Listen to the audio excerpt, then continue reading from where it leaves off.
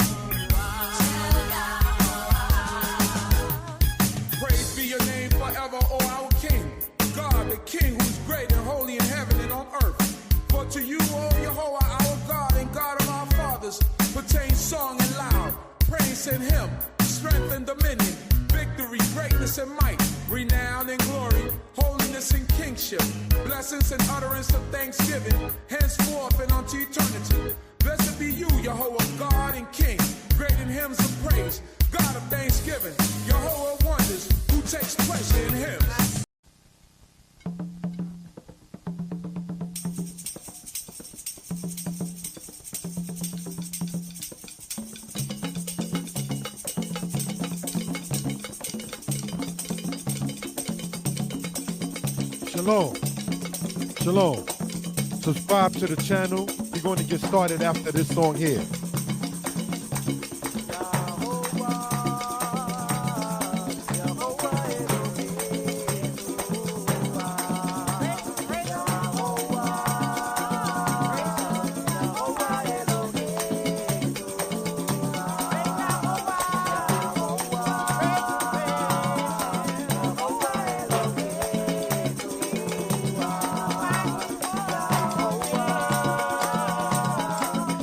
Bye.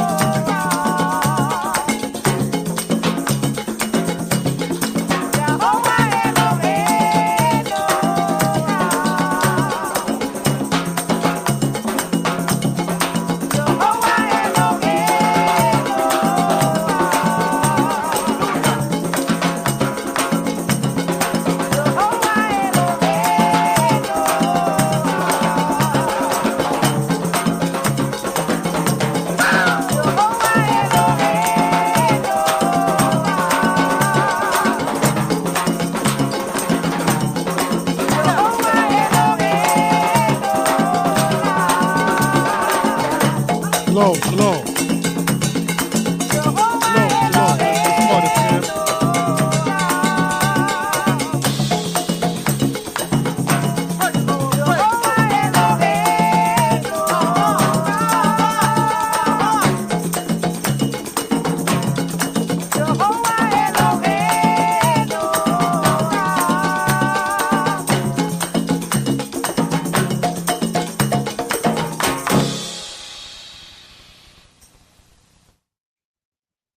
Shalom, brothers and sisters. How's everybody doing?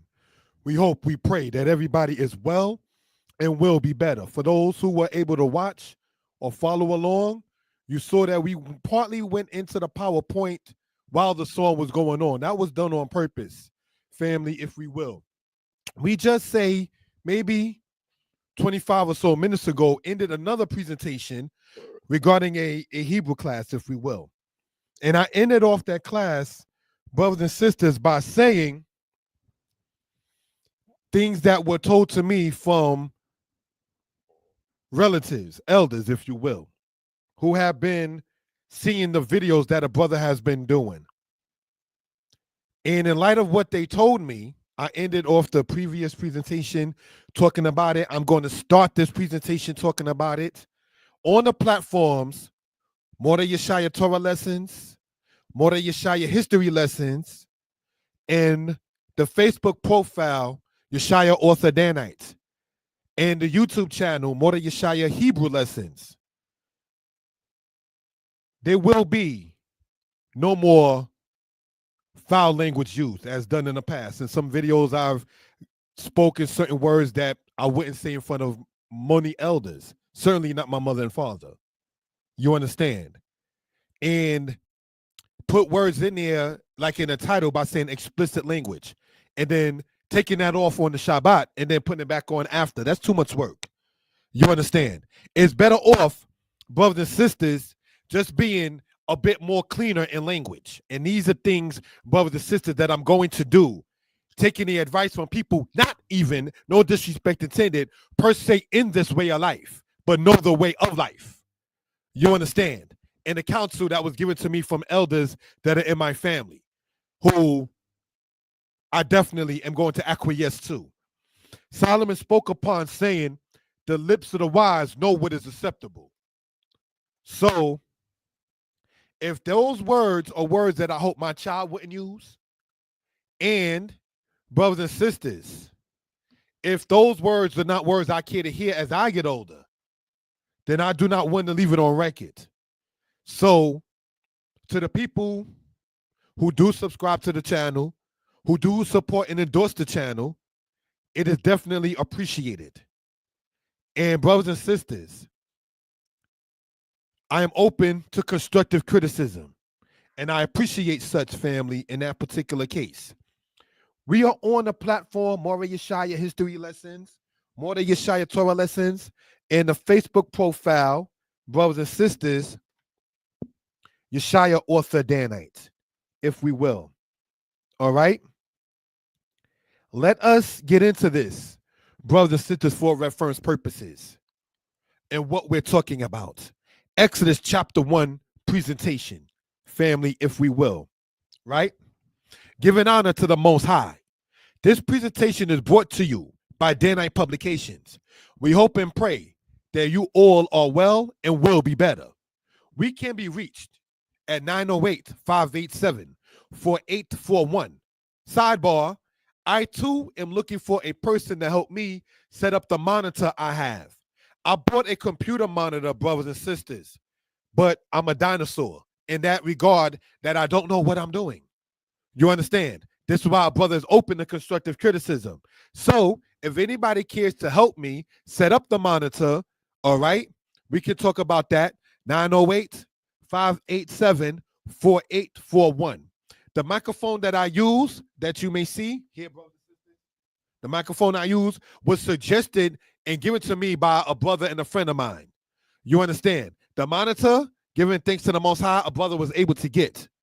But I need help in knowing how to set it up to the computer so the presentations can have more knowledge to it, more spunk to it, you may say, more content to it, you may say. So again, I am, as pointed out in there, looking for a person to help me set up the monitor that I have.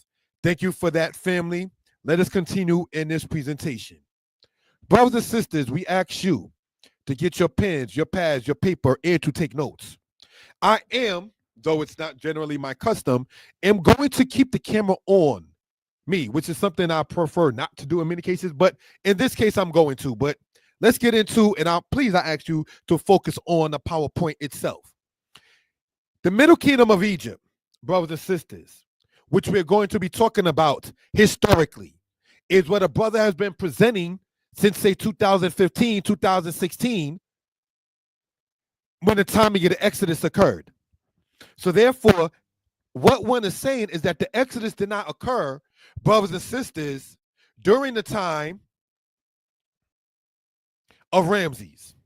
So how then do we explain Ramses mentioned in Genesis and Ramses mentioned in Exodus?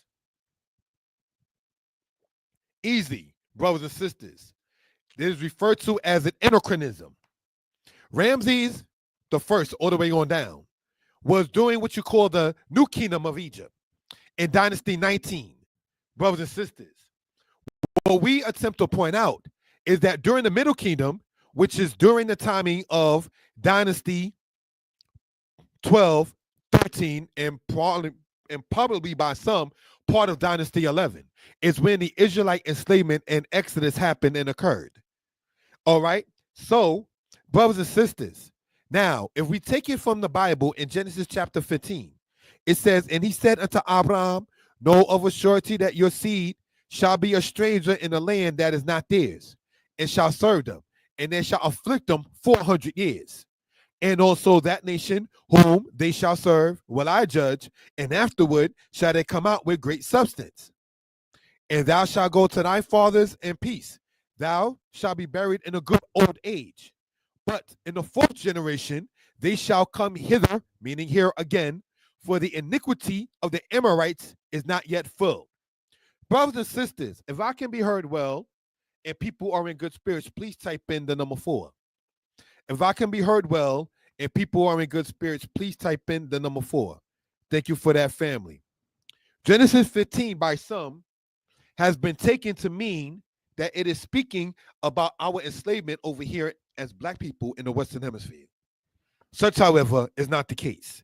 One way we know Genesis 15 is not speaking of such is because in verse 16, it says, in the fourth generation, they shall come hither again.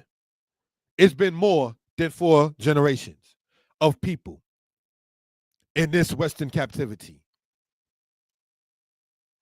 For the iniquity of the Amorites is not yet full. That is what we read right there in Genesis. Yet, brothers and sisters, sometime after Genesis, in the book of Amos, it speaks about the Amorites being cut down and destroyed. So the Amorites, by the time of the prophet Amos, which was, say, 15, 20 years before the timing of the prophet Isaiah, the Amorites by that time had already fell. They already been cut off and destroyed. So now, this being the captivity in the Western Hemisphere, could not be speaking upon that matter, if we will, brothers and sisters, because the Amorites were cut off and destroyed while the Old Testament was still in operation in timeline. We are already past the timeline in 2025 after we went through chattel slavery, dating all the way, some dated as far back, brothers and sisters, as 1565 in Florida. Some people dated as far back as 1526 in what we call North and South Carolina. And some people dated, brothers and sisters, dated all the way back to 1441 during the time of Prince Henry the Navigator. So the 4 generations that we see, brothers and sisters, in Genesis 15, when it says, but in the 4th generation they shall come hither again, is the 400 years. The 4 generations is the 400 years. The captivity, the enslavement, the oppression that Genesis 15 is talking about started with Joseph, the son of Jacob. 4 generations after that, the Exodus happened. Joseph and Levi, his brother, are just that, brothers. So from the tribe of the Levites, you had Levi, Kohath. After Kohath, you had Amram, and after Amram, you had Moshe or Moses. So that right there is the 4 generations culminating to the 400 years. So brothers and sisters, there are several points to make concerning the fact that Genesis 15 is not talking about the captivity of us as a people here in the Western Hemisphere. If there are any questions or comments concerning what a brother has just presented, please, you can reach out to me at 908-587-4841. Again, 908-587-4841. Middle Kingdom. Pyramids were smaller and less durable than that and those of the Old Kingdom. Senusret II built his pyramid at Eluhun. It is built of mud bricks that fill the gaps between massive limestone walls that radiate from the center. After the end of the Old Kingdom pyramid building came to an end, it was revived in the 12th dynasty by Amenemhat I. The pharaohs of the Middle Kingdom were never matched. The pharaohs of the Middle Kingdom never matched the size and quality of the Old Kingdom pyramids. All right. So they built what they built, brothers and sisters.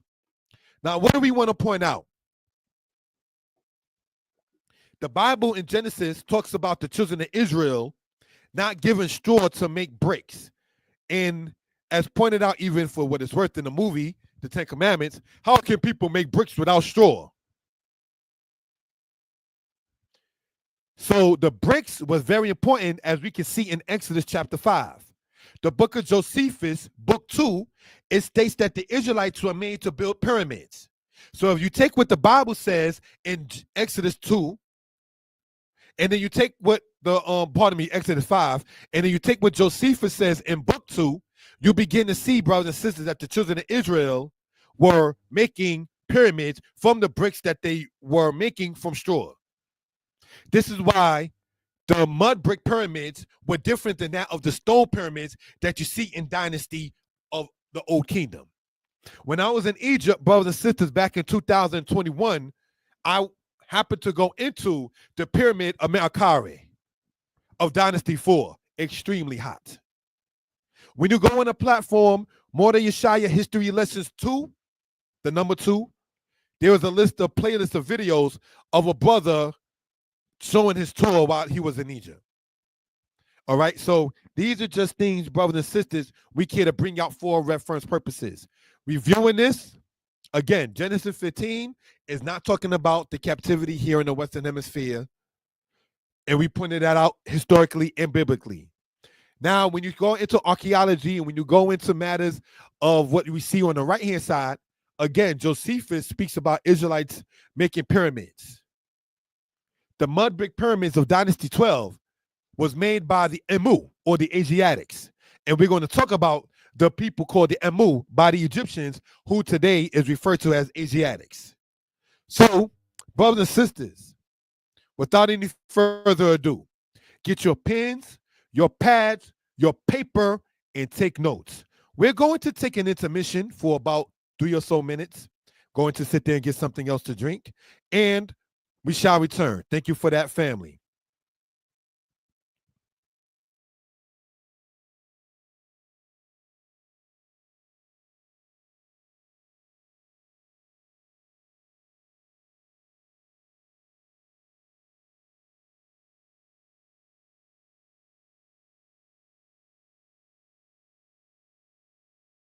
That lead me astray. I know if I strive, I will reach my Lord. Say like my new now, Yahweh, Yahweh, Yahweh.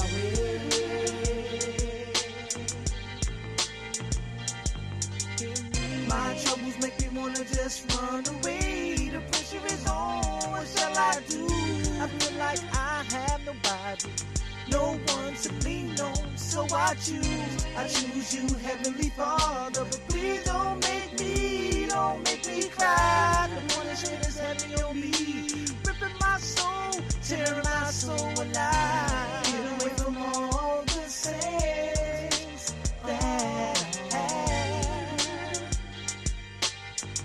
and the things that lead me astray. I know if I strive, I would reach my Lord.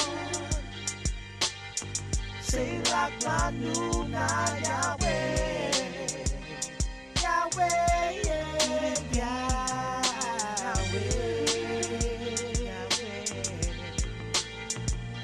yes, I'm trapped like Jonah in the fish. I wish I never made that move that took me off to the evil ways that'll cut your days and kill your babes.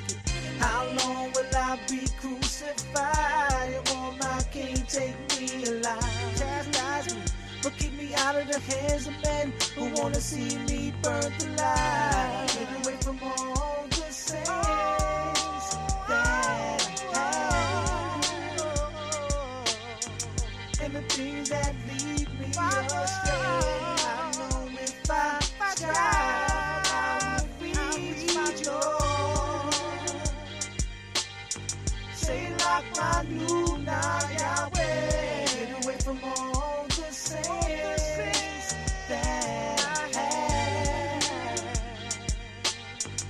and the things that lead me astray. I know if I strive, I will reach my Lord.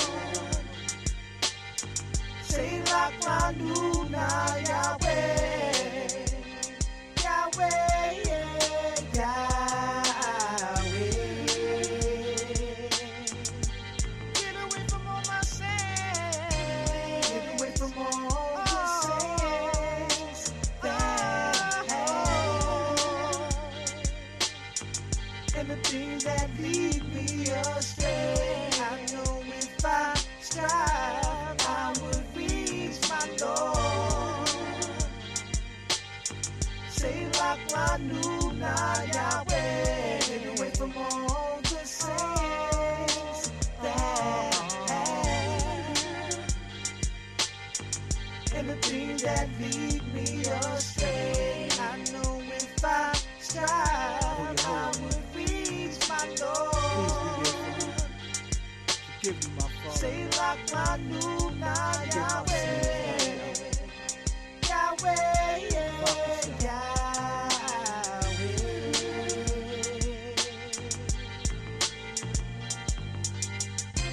Get away from all the sins that I have, and the things that lead me astray. I know if I strive, I would reach my Lord. Say like my new Yahweh.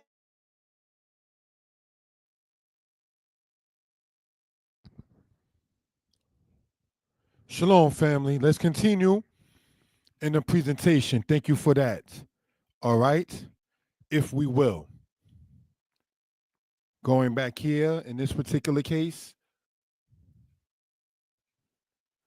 All right. So what we can gather from this immediate part, brothers and sisters, is that the Amorites were still around when the children of Israel were enslaved, according to this.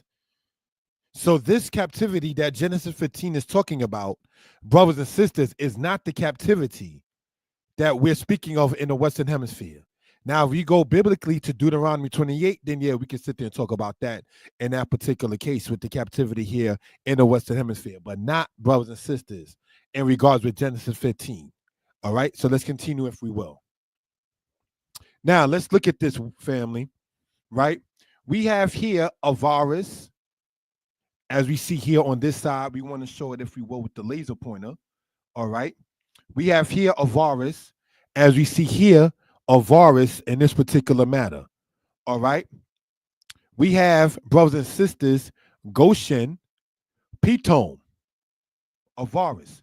All this area here in northeastern Egypt, brothers and sisters, is where the children of Israel were. All right. And so, looking at it, brothers and sisters, you know this water here, as we see here, brothers and sisters, is the Mediterranean Sea. This is the great sea that Numbers chapter 34 talks about. This, brothers and sisters, is the sea that Daniel chapter 7 talks about. All right. So these are things, brothers and sisters, that we care in part to bring out for reference purposes. All right. Let's continue in this particular case so we can get an idea of what we're talking about. Radford and Malek, those are two authors, brothers and sisters. And Radford, in his book called Egypt, Canaan, and Israel in Ancient Times, he stated, we may describe the typical Asiatic man of the early third millennium BC as bearded, with long braided hair, confined by a fillet, which is something you wrap around your head, and falling behind the ears. So the Asiatic man, according to the author Radford, who is also on the internet, brothers and sisters, who also expounded upon the Meneptah Stela, brothers and sisters, all right, for reference purposes, spoke about Meneptah Stela, speaking about a people called Israel, or Israel in Egyptian, understood to be Israel because the L in Egyptian is transformed to the Egyptian open mouth R in linguistics as far as the hieroglyphics goes. So getting back, if we will, into this matter right here, historically, Malek and Baines, they wrote a book called Atlas of Ancient Egypt. And in it, they said the following. There were many immigrants from Palestine, apparently peaceful arrivals. Now, we see Palestine written there, brothers and sisters, but we're talking about the landmass as part of the Levant, all right, who were absorbed in the lowest level of Egyptian society.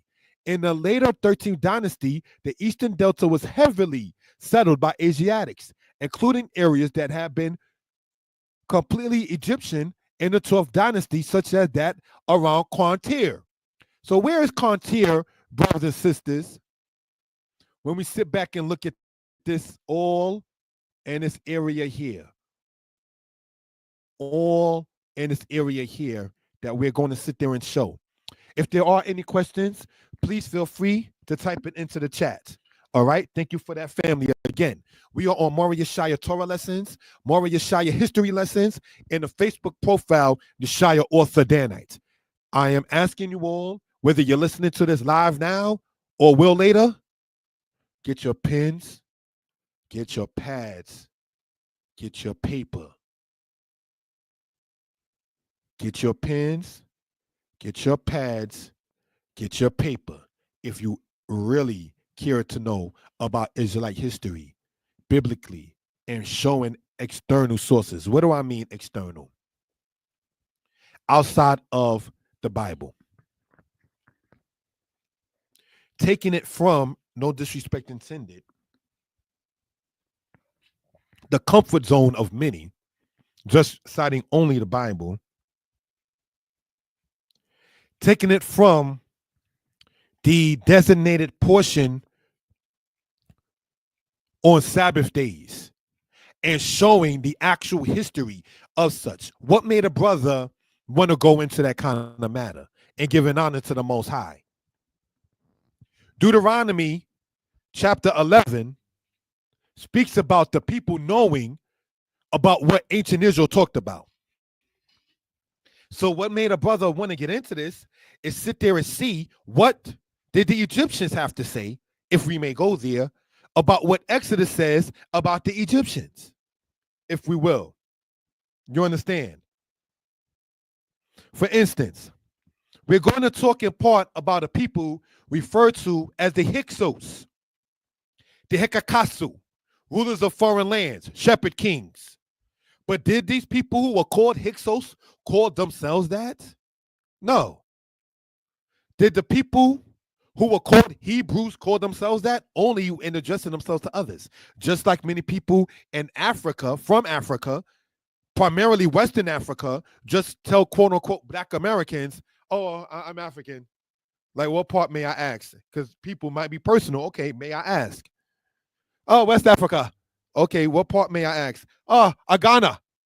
Oh, what was it? Is it Fanti? Is it Ashanti? Do you speak Twi? You know. How do you know?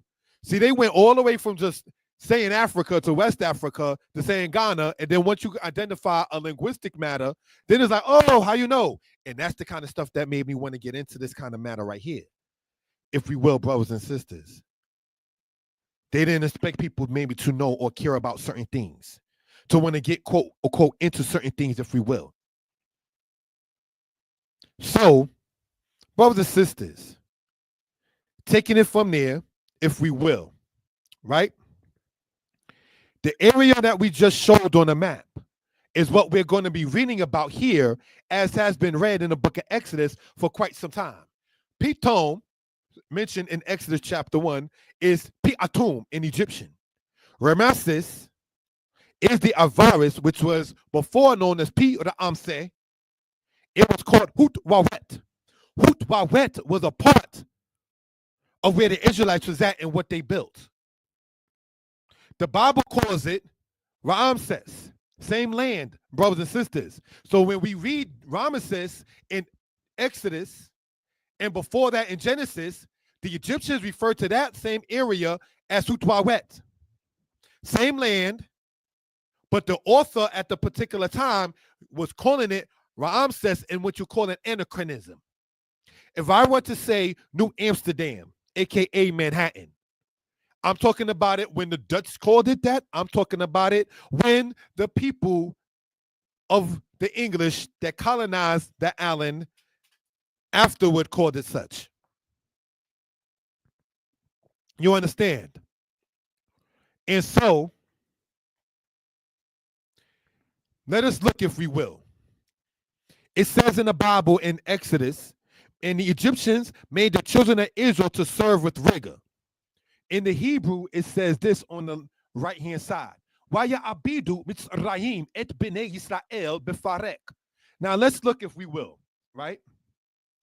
If we want to take the highlighter, we're going to use a different color, right? If we will. In this abad. The word abad, brothers and sisters, means to work or to serve. Now, what happened here in the linguistics matter? It went from its qualis stem to its hifil stem. So it went from its simple active to its causative stem. For those into the linguistics of the language. Right? And it goes to say, Waya abidu. And they made, who are they? Mitzrayim. They who are oppressors. They who are botherers. Because Mitzrayim does not linguistically literally mean Egypt. Egypt, the word itself, is from the Greek word Egyptos, which is a word that they borrowed from the place that's called Memphis. The Israelites called the people that we call in history Egyptians Mitzrayim, from Matzer, which means distress, because they were enslaved in that land. So of course they're going to call the people in the land according to the condition that they were in. So brothers and sisters, Mizraim does not literally linguistically mean Egypt. All right, let's continue. Waya abidu Mitzrayim, the plural of Matzer, which means distress. You've seen that in the book of Psalms, brothers and sisters, all right? Et bnei Yisrael, the children of Israel specifically, befarek, with rigor. What is called Pi Ra'amses is now called Fekus, a place called Quantir. Fekus was called Kesan by the Greeks. The same place was called Goshen by the Israelites. Sorry about that. So just want to show what we're talking about, if we will, right? All this area here, Avaris, Quantir, Pitom, over in northeastern Egypt is what we're talking about in this particular case. All right?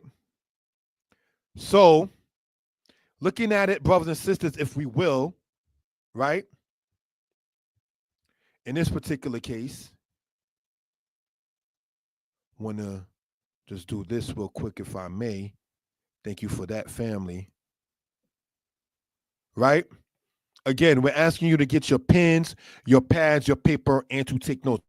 We want to show it through maps, through other sources, and so forth and so on, if we will. All right? Thank you for that. Now, the Greeks had, brothers and sisters, what we might call the Septuagint. So when the Hebrew was translated from Hebrew to Greek, you're going to get those words like Kisan and things of that kind of nature, as opposed to seeing the word Goshen, perhaps. But we're still talking, brothers and sisters, about the same landmass. If there are, again, any questions or comments, please feel free to type it into the chat. Thank you for that. Now, not being funny, we call this part here Danite style. Dan shall judge his people as one of the tribes of Israel. Let's look at this, family.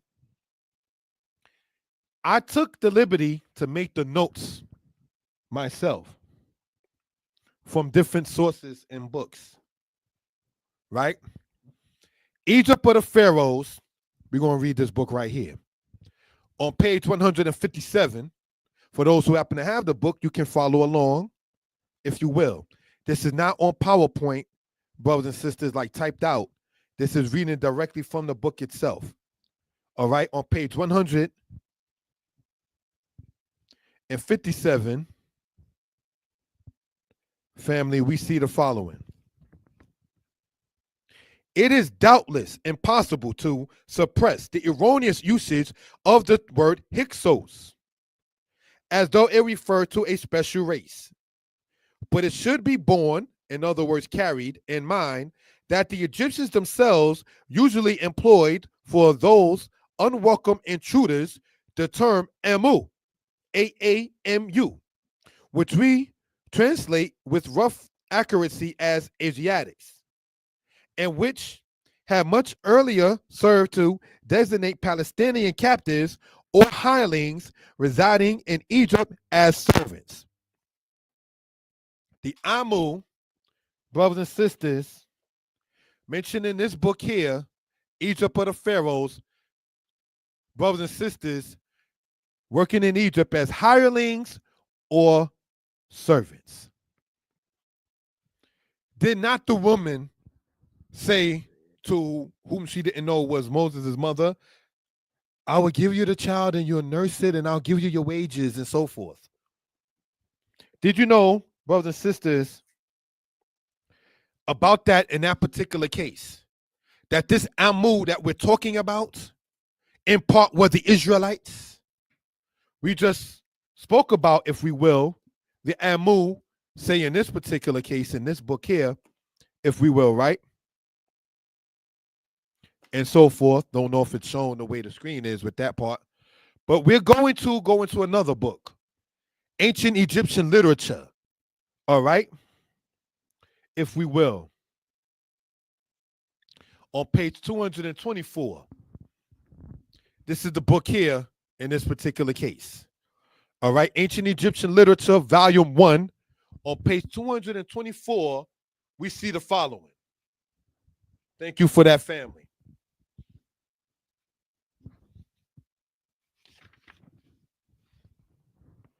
Now, there is a story in ancient Egypt called the Tale of Senuhi, or the Tale of Senuhe. And in it, he describes going back and forth from Byblos, which is north of Canaan, into Egypt, and he says this in part. I passed to the east of the quarry at the height of the mistress of the Red Mountain.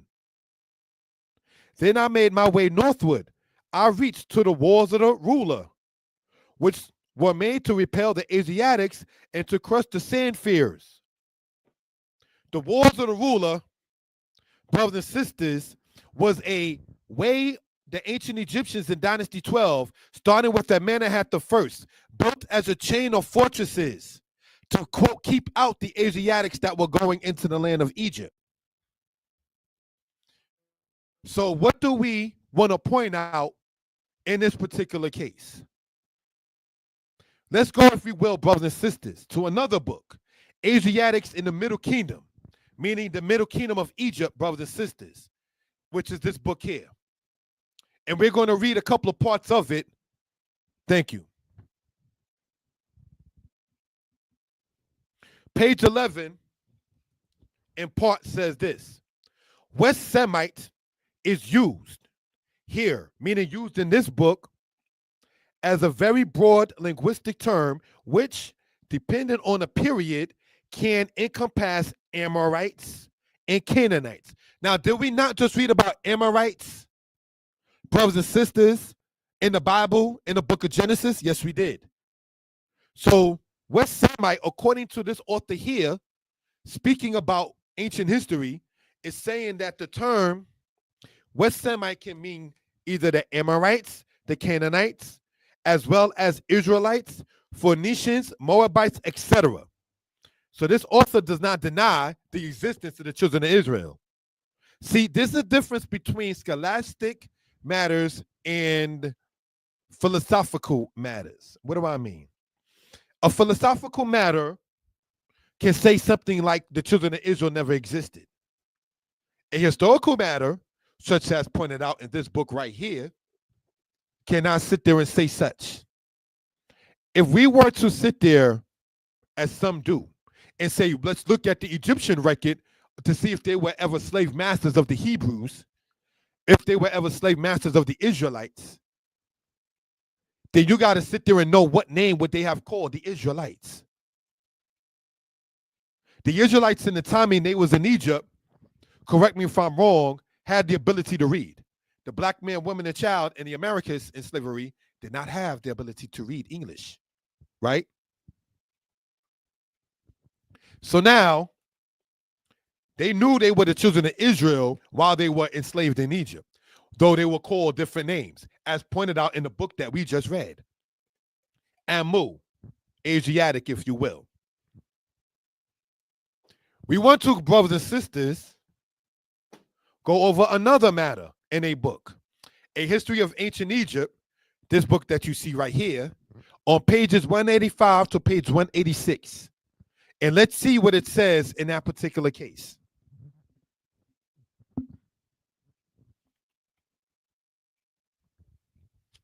It says this, brothers and sisters, in part.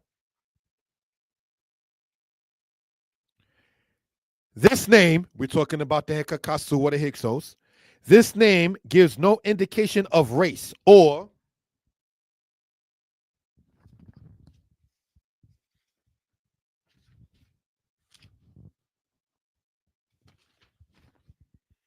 any clearly defined homeland. So Hyksos is a byword. Hekakasu is a byword. They were called such. They did not call themselves such. So this is why this book here can correctly say that the term Hekakasu or Haikuso Shwet, transliterated to the word Hyksos, there is no set race to it, nor, as pointed out here, clearly defined homeland. It was a term applied to all foreigners in Nubia and Syria, Palestine during the Old and Middle Kingdoms.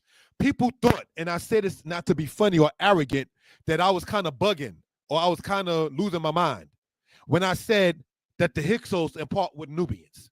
Nubians known to be black. The Palestinians of the ancient world known to be black as well. Oh no, the Hyksos only came from the Levant. No, there were Cushites that were called, according to this book here, Hyksos or Hakuso Swet, because there's no set identified land. All right. It goes on to say this. The Hyksos seem to have approximated the Asiatic peoples whom the Egyptians had previously fought.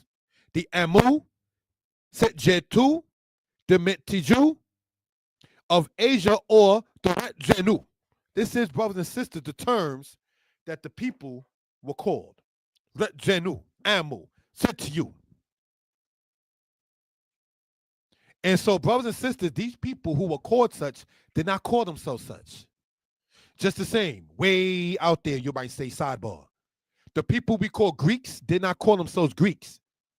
The Romans in history called the people called the Hellenes Greeks.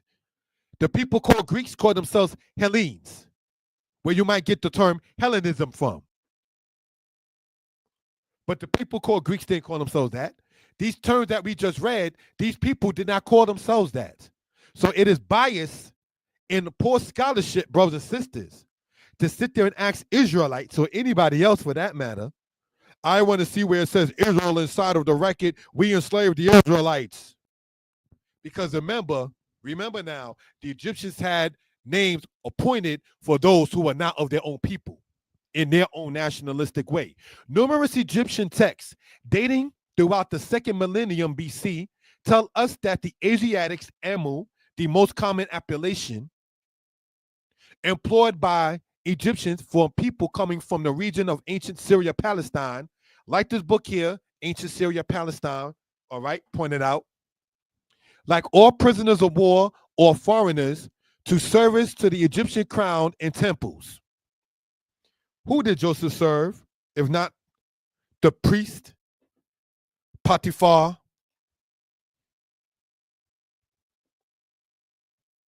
Who did Joseph, correct me if I'm wrong, get his wife from? Asenat, the daughter of the priest of On. On in Hebrew is what the Egyptians refer to as Anu, which the Greeks refer to as Heliopolis, a matter of people actually worshiping the sun. So for all intents and purposes, the in-laws of Joseph may have been sun worshipers. When you read in Genesis that Joseph married Asnat, the daughter of one of the priests of On. On is the Hebraic way of the Egyptian Anu. And in Greek, as we have pointed out, shown on the map here, if we will, brothers and sisters, Heliopolis, right here. The city of the sun, S-U-N, because they were into sun worship, brothers and sisters, in that particular case. So we can see, brothers and sisters, what we're talking about for reference purposes. If it says that, like all prisoners of war, how did Joseph wind up getting into Egypt, brothers and sisters? There was a war, a fight between him and his brothers, or his brothers and him, and he was taken prisoner.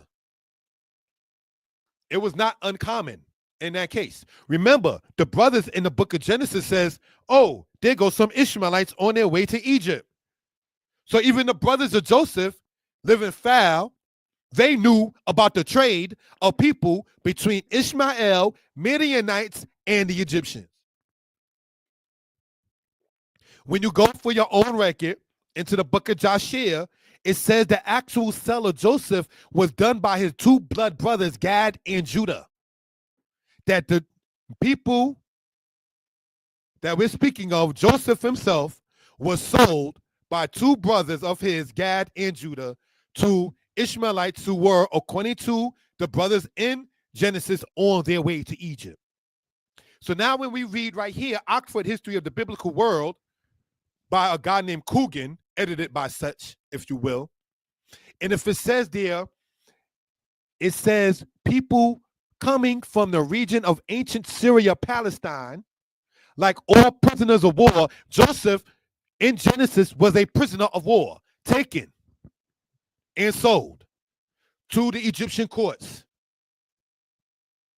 So now later on in the story of Joseph, when you can sit there and see, brothers and sisters, about Joseph doth divine, which Joseph did not divine, who took his golden cup and that kind of matter, Joseph was associated with the people that were inside of the Egyptian temples, while not praising their gods either. See, Joseph didn't do sadly what the children of Israel did later on and worship the gods of Egypt being in Egypt.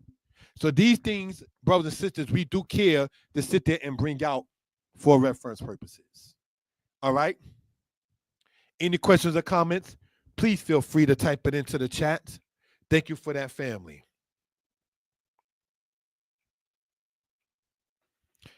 Now let's look at this meme right here. See, I was trying to tell the family, take your pictures, get your pens, your pads, your paper, and take notes, if you will. Why is there not one date recorded in the Bible? I got to ask people to excuse the cross. That's just the way that the meme was presented. Now, well, maybe it's because in 325 AD, Emperor Constantine and the Council of Nicaea realized that dating these canon scriptures would undermine the authenticity of the book of stolen myths, legends, and allegories that they created for some type of political gain or conquest to further their agenda. And the inclusion of the dates would furthermore expose the Bible as a complete fraud, filled with nothing more than a bunch of man-made fiction that was loosely based off of an even older book that they had very little understanding of, knowledge about, or information on. Now, according to this meme, there's no date in the Bible because it's a hoax, it's a fake, and says they're completely and totally fake. But here's the question. When you read in the temple of Dondara of ancient Egypt, when you go to the temples that you see in Luxor, when you go to the temples in Egypt that you see in Abydos, where is there a date? When you look, brothers and sisters, at the king's record of Manetho, when you look at the king's record of Saqqara, when you look at the Ramesses Chronicle list of the kings of Egypt, where is there a date? No, there are no dates. There are no dates on the Assyrian king list. There are no dates on the Sumerian king list. You know why, family? Because they use the thing that today is called regnal dating. See, whoever made this meme did not have understanding of regnal dating. So what, brothers and sisters, is, when we get into this matter, dating? Let's see what it says about regnal dating.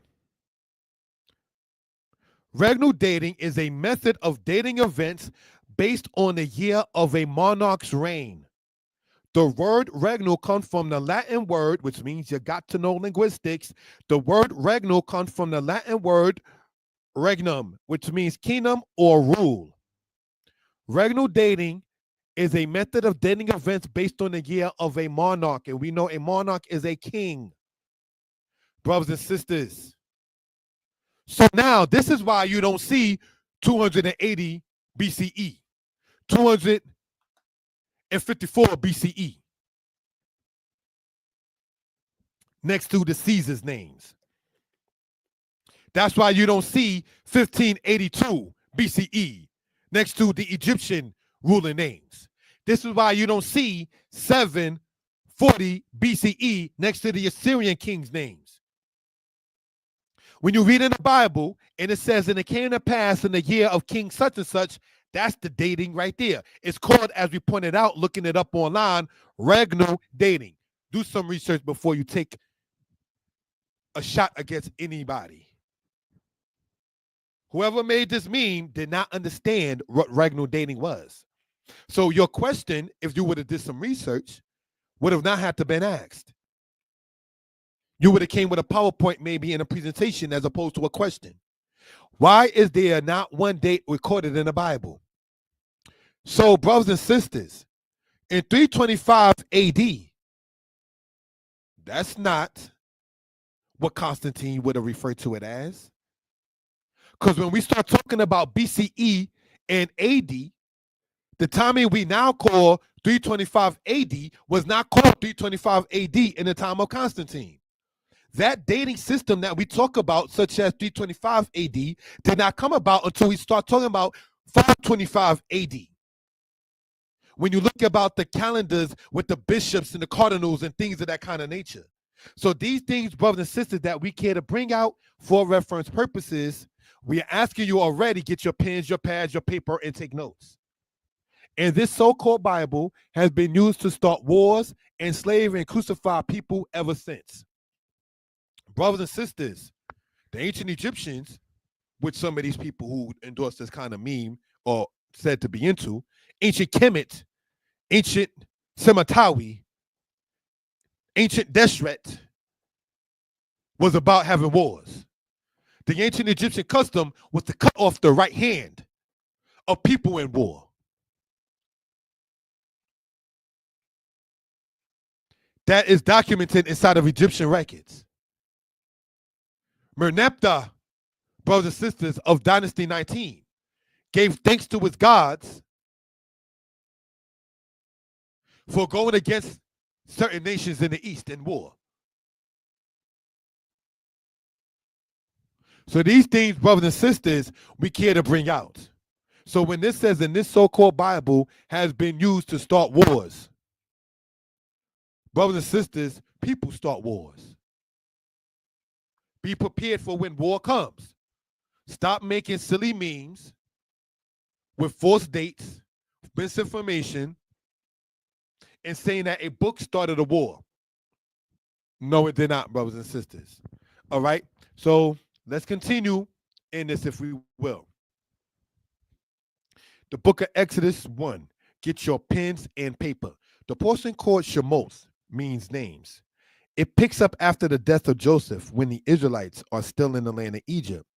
This concerns what happened to the Israelites while in the land of Egypt during the enslavement, in the prelude to their departure from Egypt.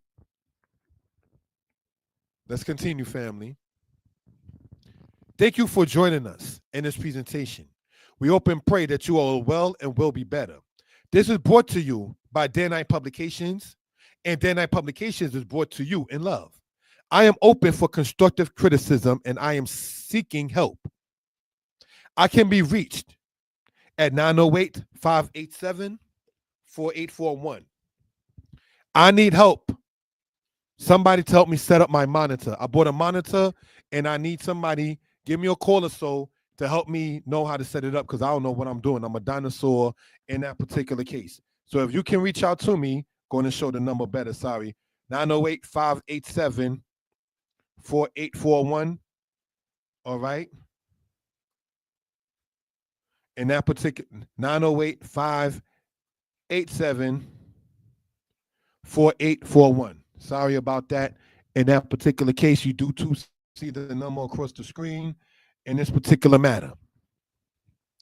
So what you're seeing on the right-hand side, brothers and sisters, in the background of it, is a picture of Cushites and Egyptians. That's to say, Egyptians and Ethiopians. All right? And we're asking you to join a brother in this presentation. Thank you for those who have done such. The book that we read from about the Amu is the book that you see right here with the laser pointer. Right here. That's the book that we read from, brothers and sisters, earlier. This is part of the Libyans, the Libu people, shown as how they would be according to the Egyptians. I think it's an accurate image. And this right here, do you see, is the 10 and 6 hosts. What does a brother contend? Is that part of the Hyksos were Israel and part of the Hyksos were not? This is why we want to emphasize, citing again this book here, Egypt of the Pharaohs by Sir Alan Gardiner. Right? We're going to go to we're going to eventually, yes, go to Exodus, but we're going to go, brothers and sisters, back in this book right here on page 157. And it says, it is doubtless impossible to suppress the erroneous usage of the term Hyksos as though it referred to a special race, but it should be borne or carried in mind that the Egyptians themselves usually employed for those unwelcome intruders as the term Amu, unwelcome intruders. The children of Israel would have been part of those, quote, unwelcome intruders. Remember, the Egyptians, even though Joseph, an Asiatic man, had rule in Egypt, they would not sit with him. So the Israelites sat by themselves, Joseph sat by himself, and the Egyptians sat by themselves, for it was an abomination, brothers and sisters, for the Egyptians to eat with the Hebrews. We want to point that out. So, who was starting wars? Who had the mindset of war? Who had the mindset to say, you ain't me, I'm not you. Get up out of here as soon as you can. But let me get everything I can from you while you're here. You know, that kind of spirit. That's how Egypt was. So these are things, brothers and sisters, we care to bring out for reference purposes. All right? We're going to take an intermission at this point, brothers and sisters, and put on some music. Be right back.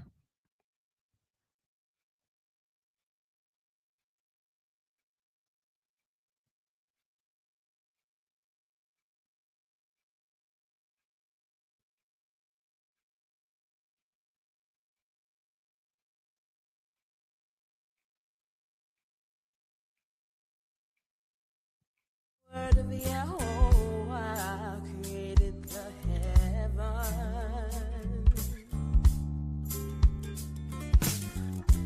God himself that formed the earth and made it.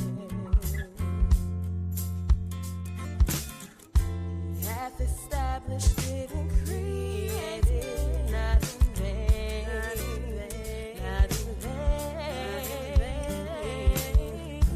Formed it to be inhabited. He is the King, and there is no one else. I have not spoken in secret, in a place of a land of darkness. I said not unto the seed of Jacob, seeking me in vain. I speak righteousness, I declare things that are right. There's one love for the homeborn and the stranger, love him with all your might. Look unto me and be saved, organs of the earth.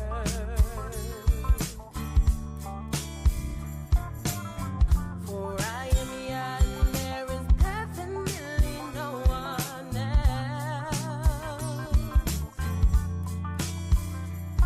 I have sworn by myself a word of righteousness that's gone from my mouth, a word that shall not return, that unto me every knee shall bow and every tongue shall swear. I have not spoken in secret, in a place of a land of darkness. I said not unto the seed of Jacob, seeking me in vain. I speak righteousness, I declare things that are right. There's one love for the homeborn and the stranger, love him with all your might.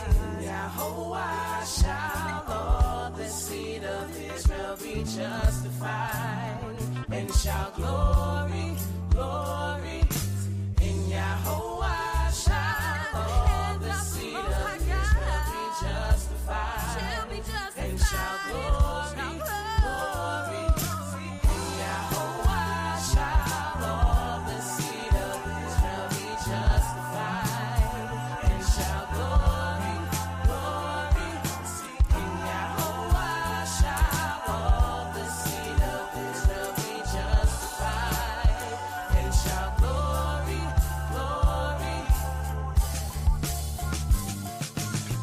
I have not spoken in secret, in a place of a land of darkness. I said not unto the seed of Jacob, seeking me in vain. I speak righteousness, I declare things that are right. There's one love for the homeborn and the stranger, love him with all your might. Engimoka ba Elohim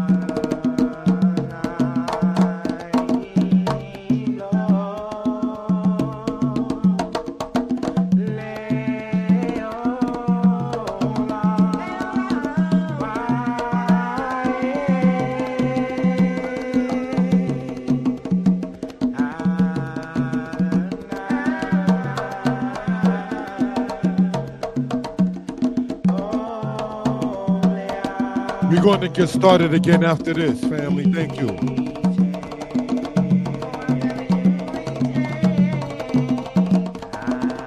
The brother singing is a brother named Nadia.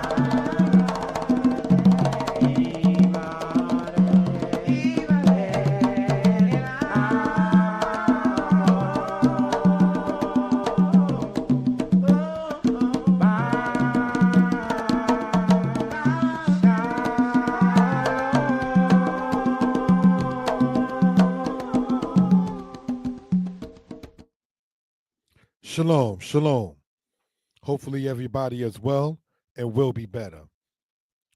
We have been throughout this presentation, brothers and sisters, asking people to get their pens, their pads, their paper, and to take notes.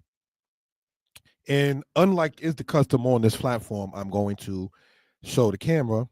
And I want to say live, brothers and sisters, if I may be heard, all right, that I'm going to change the style of the channel in that though it's been okay, but it's not good. And we just went through a presentation talking about what is good.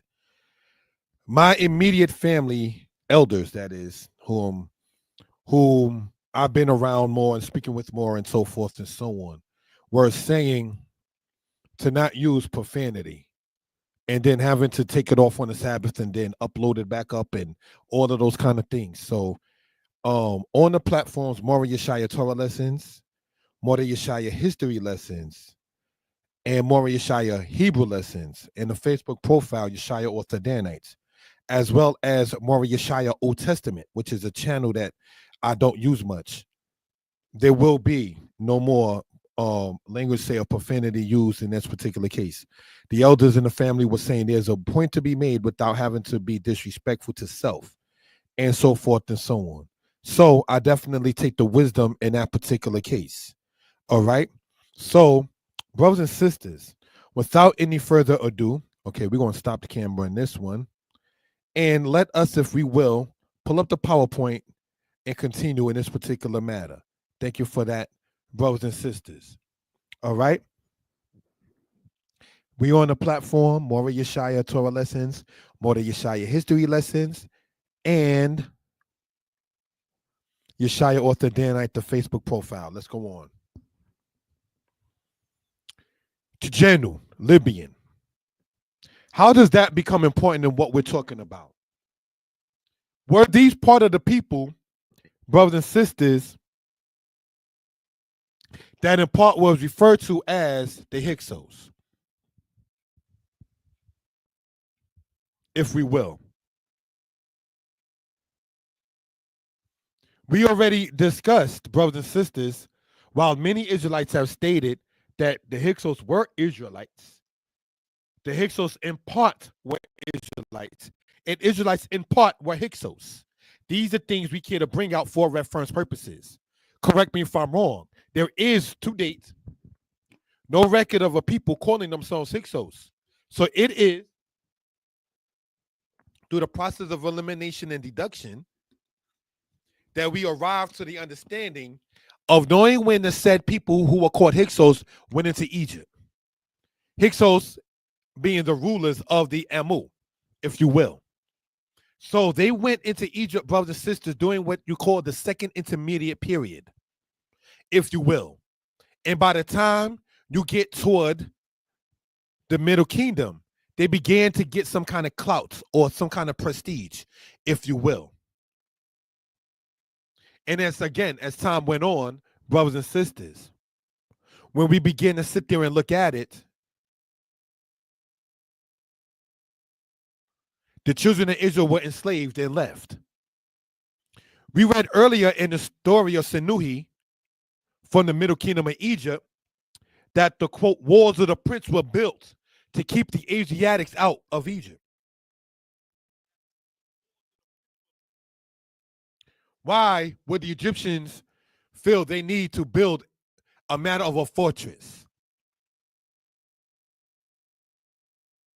To keep out the people whom another book we read earlier called undesirables.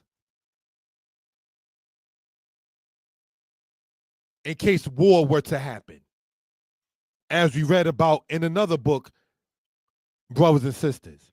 What did the Pharaoh in Exodus say, if you will?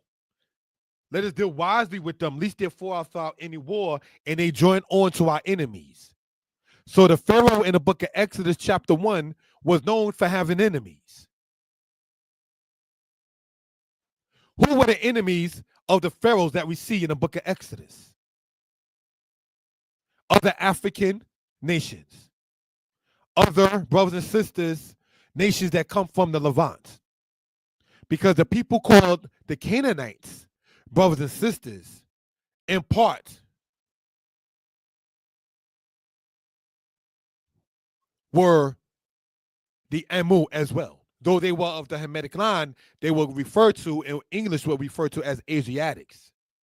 So it cannot be just pinpoint Shem, Asia, Japheth, Europe, Ham, Africa. It can't just be a cookie cut case like that, brothers and sisters, because those nations traveled back and forth, brothers and sisters, and at times were called certain names, sometimes in assimilation with each other. This is why important it is for us to know when and what time we're talking about. But remember, regnal dating. And so, brothers and sisters, in dealing now with regnal dating, you can get who the king is. And then knowing the timeline of the king and what he did, you will begin to know who he ruled over. That's called process of reasoning and deduction. In most cases, a meme is not going to teach you that. Modern Berbers, ancient Libyans, known as Libu. Meshresh, later known as Moors. Did the people who were called Moors call themselves such? That's the question. Because if we already run into all these names that people did not call themselves, and then we still asking Israelite brothers and sisters, you're going to have to prove to me where it says Israel were the slaves in Egypt verbatim. The people, again, called Libu didn't call themselves that. So why will they not have their own name for the people who are called slaves, such as the Kimnu Amu, the Asiatic slave, that Sir Alan Gardner also spoke about in his book, Egypt of the Pharaohs. So let's continue, family, in this particular case. Aramean Syrian. Brothers and sisters, the people of Aram were called Syria by the Greeks. You find that by reading Josephus, same people. Subscribe to the channel, more presentations to come. The channel subscribe to Mordeh Yeshaya Torah lessons, Mordeh Yeshaya history lessons. Scene of Asiatic tribute bearers, tomb of Sobek-Hotep, 18th dynasty. So if that's the 18th dynasty, brothers and sisters, commemorating something prior to it, obviously. On the top right, what color are they? What complexion are they? Oh, you're going there. Yeah, we're going there because I'm asking, what do you see? Right?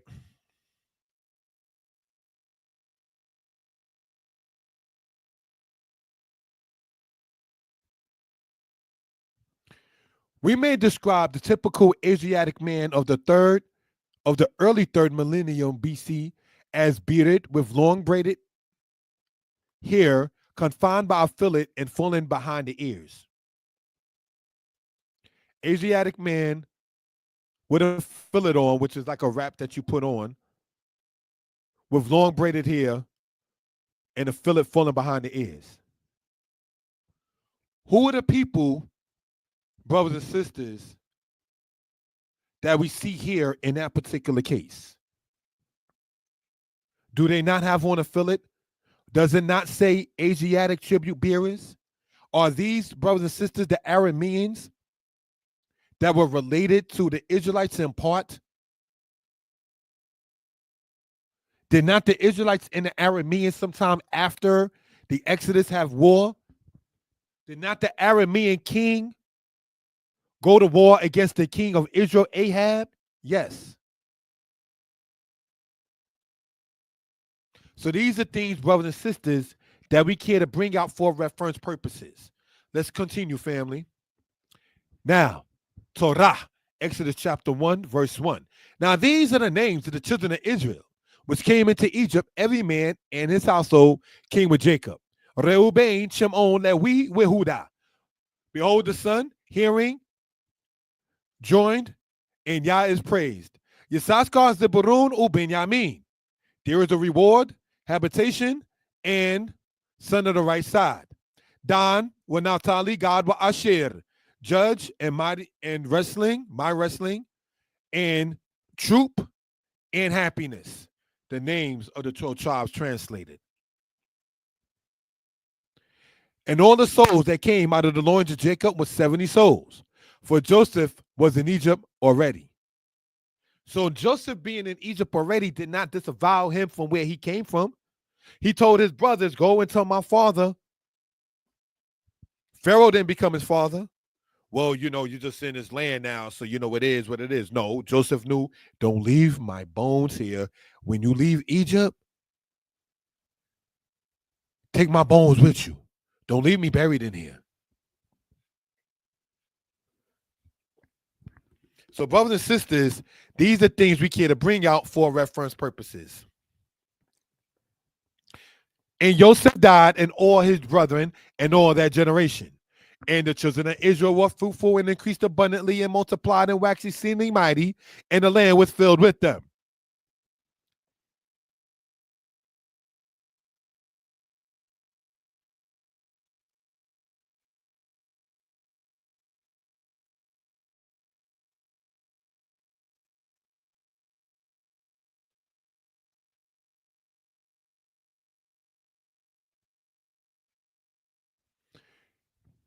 There were many immigrants from Palestine, apparently peaceful arrivals, who were absorbed into the lowest level of Egyptian society. In the later 13th dynasty, the Eastern Delta was heavily settled by Asiatics, including areas that had been completely Egyptian in the 12th dynasty, such as that around Quantir.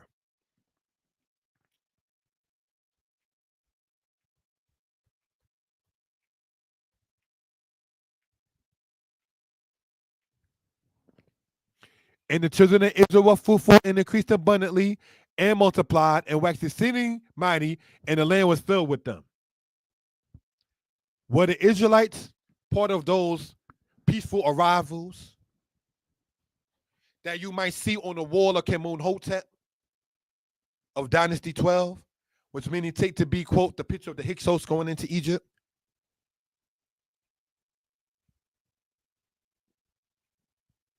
With colorful garments on. Joseph was what? Known for having a coat of many stripes, pasim in Hebrew. Joseph, coat of many colors. Whose style of dress was that you see in the wall in Kemun-Hotep, and what you see in the Bible written about Joseph and his garment? Let's continue, family. Now there arose up a new king over Egypt, which knew not Joseph. Sidebar, no disrespect intended. How can we teach the Torah without teaching history? I want to read something, brothers and sisters, and it's coming out of the book of Deuteronomy. Matter of fact, let's read that at the end. Please, family, remind me. Deuteronomy, we're going to read Deuteronomy chapter 5 in part. We're going to read at the end of this presentation. Let's do that at the end of this. Come on, and let us deal wisely with them. At least they multiply, and it come to pass that when there falleth out any war, they join also unto our enemies and fight against us, and so get them up out of the land. Let's continue, family. The matter of Avaris, names and map. According to Redford in Egypt, Canaan, and Israel in ancient times, a book we cited earlier, he stated that during the Middle Kingdom, it can be deduced that the Asiatic population in Egypt outgrew the native Egyptian stock. Native names of Avaris in history are Peru Nefer, Rawati, Pira Ramses. So now when we read again about Ramses, the land in Genesis and in Exodus, it's the same landmass that was called Hutratwet. It's the same landmass that was called Pira Ramses or Rawati, depends on what time frame we're talking about. Let's continue, family. Torah. Exodus 1:11. Therefore they did set over them taskmasters to afflict them with their burdens. And they built for Pharaoh treasure cities, Pithom and Ramses. And the more they afflicted them, the more they multiplied and grew, and they were grieved because of the children of Israel. And the Egyptians made the children of Israel to serve with rigor. And they made their lives bitter with hard bondage, in mortar and in brick, and in all manner of service in the field. All their service were when they were made to serve was with rigor. All manner of service in the field. You mean the children of Israel in Exodus were field hands? Mortar and in brick? There's a book called The Atlantic Slave Trade by Hugh Thomas. And in it, he starts to talk about how black people were used in the 17th century AD to build houses in Pennsylvania.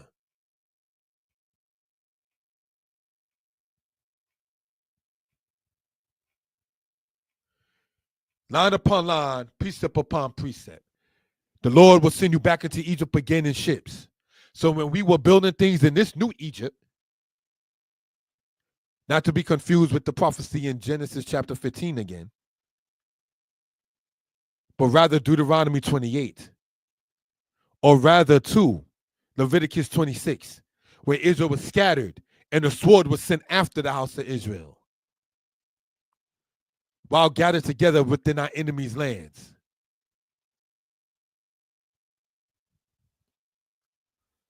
All manner of service in the field. Let's continue, family. And the king of Egypt spoke to the Hebrew midwives. The name of the one was Shiphrah, and the name of the other Puah. And he said, when you do the office of the midwife to Hebrew women and see them upon the stools, if it be a son, then you shall kill him. But if it be a daughter, then she shall live. But the midwives feared Elohim and did not as the king of Egypt commanded them, but saved the men children alive. So they was not, I use abortion as a way to sit there and deal as birth control, whatever month it is. No, these midwives had respect and understanding and did not sit there and slay the children, brothers and sisters. You understand? Let's continue, family. The matter of Shiphrah, Hebrew for beauty. The Brooklyn Museum papyrus. The Asiatic woman, Shiphrah. She is called Senepunetes, a weaver of linen. The Asiatic woman, Asher. She is called Meritnub, a weaver of linen. Hold on one second. This is, as pointed out, the Brooklyn Museum papyrus, an outside source from the Bible, brothers and sisters, written by a woman in Upper Egypt named Senebtisi to the pharaoh Sobekotep III of Dynasty 13. Dynasty 13, we already pointed out, was part of the Middle Kingdom. We've been shown in books earlier that during the timing of the Asiatic people inside of the Middle Kingdom of Egypt is when they were in part enslaved in there. Brothers and sisters, this is how we want to present from Danitepublications in this particular matter. I am open to constructive criticism, family. Thank you for such. Exodus 1:18, 20 through 22, Torah. And the king of Egypt called for the midwives and said unto them, why have you done this thing and have saved the men children alive?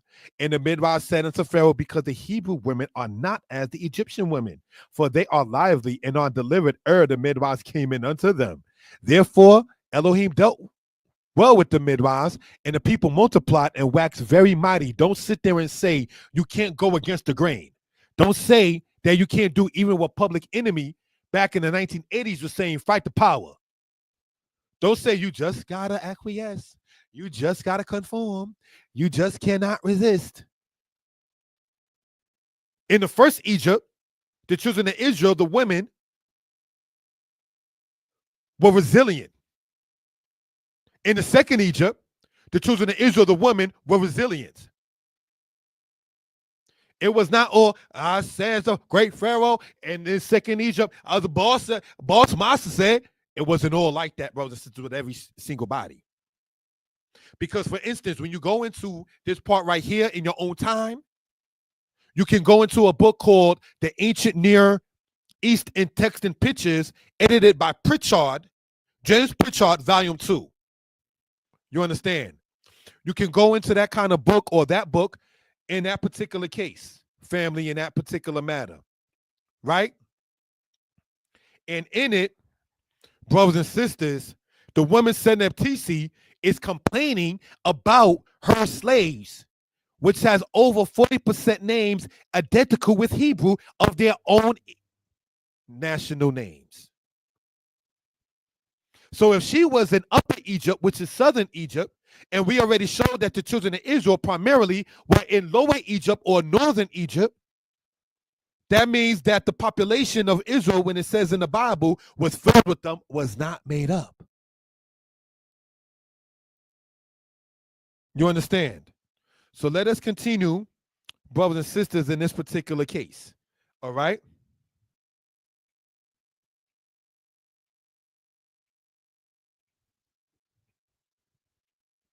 Let us continue, I thought, all right, in this particular case.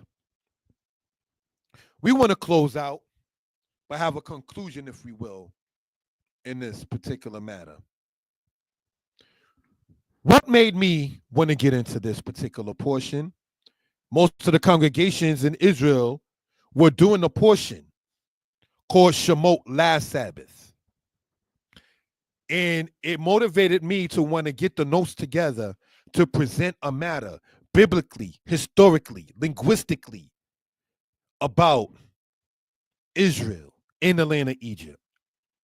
If our book says that this is not a lie, then it should be evident and not but so hard, even though it's dedicated and diligent work, but not hard work to sit there and gather the information for the people. See, they didn't expect people maybe to read and everything of that kind of sort. But you have to know what regnal dating is. You have to know what anachronism is. You have to know what a timeline is. You have to know about co-regencies, brothers and sisters. One of the things with the Egyptian timeline, taking it, say, from many of the lists from Manetho, which they say is known or not known, depends on who you're asking, the Abydos list, the Saqqara list, the Ramesset list, and so forth and so on, right? You will have to, brothers and sisters, know that some of those kings ruled at the same time. We showed earlier, brothers and sisters, the Brooklyn Museum Papyrus, brothers and sisters, and that's dated to a woman named Seneptisi, an Egyptian woman, right into Sobekotep III, which was ruling in Dynasty 13, which is part of the, you got it, the Middle Kingdom. So it was not, brothers and sisters, under Seti and Ramses. It was not, brothers and sisters, under Akhenaten, brothers and sisters. The Pharaoh of the Exodus, brothers and sisters, is culminating to the timing of the Middle Kingdom of Egypt.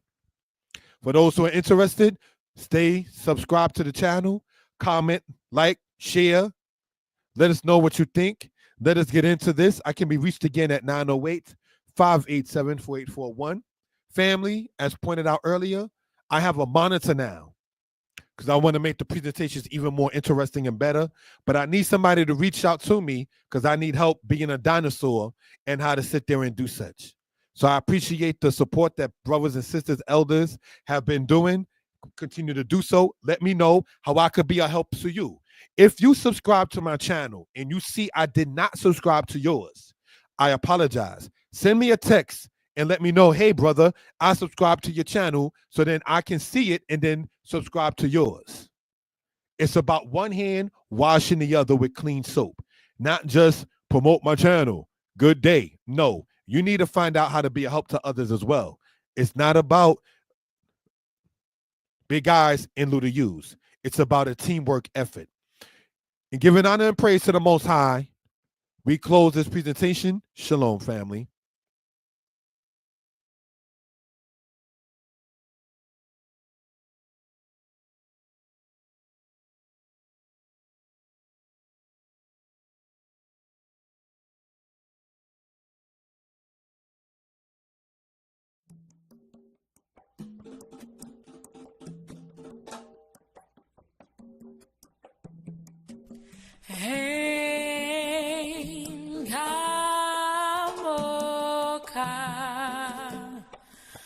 my Elohim. Adonai,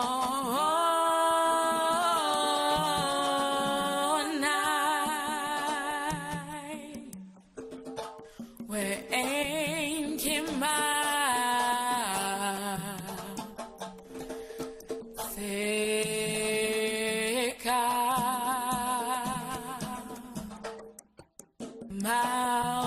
Malkuteka,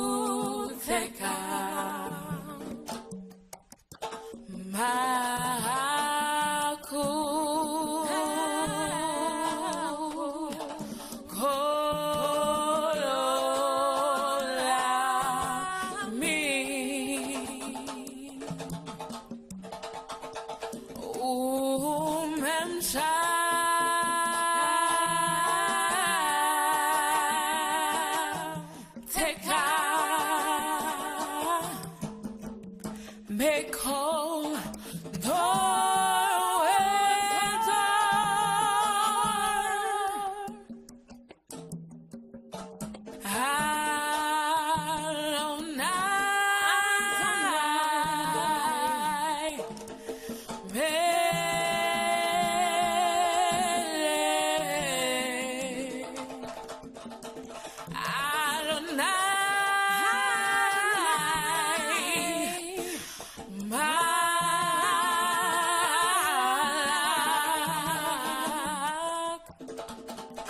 Adonai.